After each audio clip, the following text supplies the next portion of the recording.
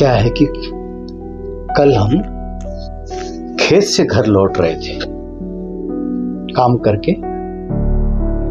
शरीर सब मटमैला था, कपड़े उपड़े मटमैले थे और रास्ते में देखे तो चौपाल में मीटिंग गांव की लगी थी। तो हम सोचे कि थोड़ा देर हम भी बैठ लेते हैं, सुनते हैं क्या हो रहा है। तो हम भी बैठ गए, लोग अपनी अपनी राय रख रहे थे। तो हम भी धीरे से अपनी एक राय रख दिए कि भाई गांव में छोरा छोरी के पढ़ने के लिए जो है स्कूल की व्यवस्था होनी चाहिए और गांव के जो युवक हैं वो नशे की तरफ ज्यादा बढ़ रहे हैं, तो उनके लिए कुछ उपाय योजना होनी चाहिए। हमारी बात कोई जैसे नजरअंदाज कर दे, कोई सुने नहीं, गरीब आदमी है भाई, क्या बोले। हम चुप रहे, बैठे रहे। तब तक क्या देखे कि कोई धनी आदमी, धन्ना सेठ शहर से आए हुए, वो आए, वो भी खड़े हुए बोलने के लिए हमारे गांव के बारे में। तो वो भी यही कहे कि गांव में एजुकेशन और यूथ वेलफेयर की बहुत जरूरत है। जितने बैठे थे लोग ताली बजाने लगे।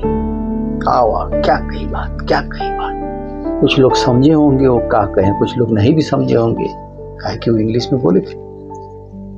तो हम सोचे भाई हम भी कुछ लगभग ऐसा ही तो बोले थे,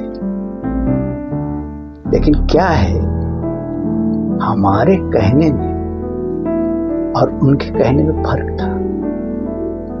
वो कहने वाली की जेब भारी थी, है ना।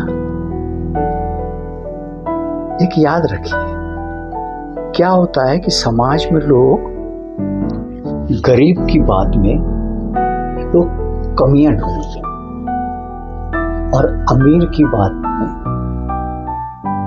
मतलब गौर करना। कभी कभी सोचता हूं कि क्यों इस पछड़े में पड़ूं, चुप बैठूं तो सही है।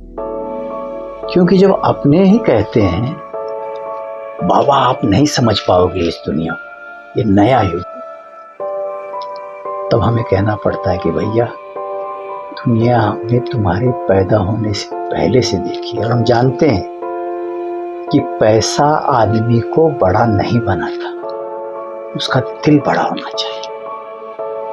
गरीब हूं, हाँ, मैं मानता हूं कि मेरी बातों में जो सच्चाई है वो आजकल किताबों में नहीं मिलती।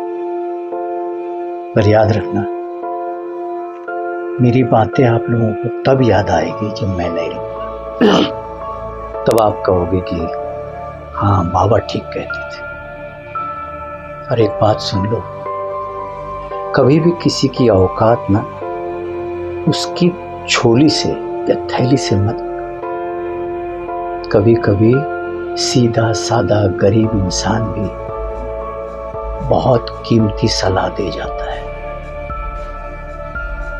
याद रखना, मैं गरीब जरूर हूं, लेकिन आज भी मेरे शब्द बहुत कीमती हैं। और एक आखिरी सलाह है मेरी कि बात की कीमत नोट से मत लगाओ, क्योंकि नोट आवाज नहीं देता, अनुभव देता है। और जिस दिन अनुभव की आवाज दब गई या बंद हो गई, ये समाज अमीर तो होगा पर समझदार नहीं। जय हिंद।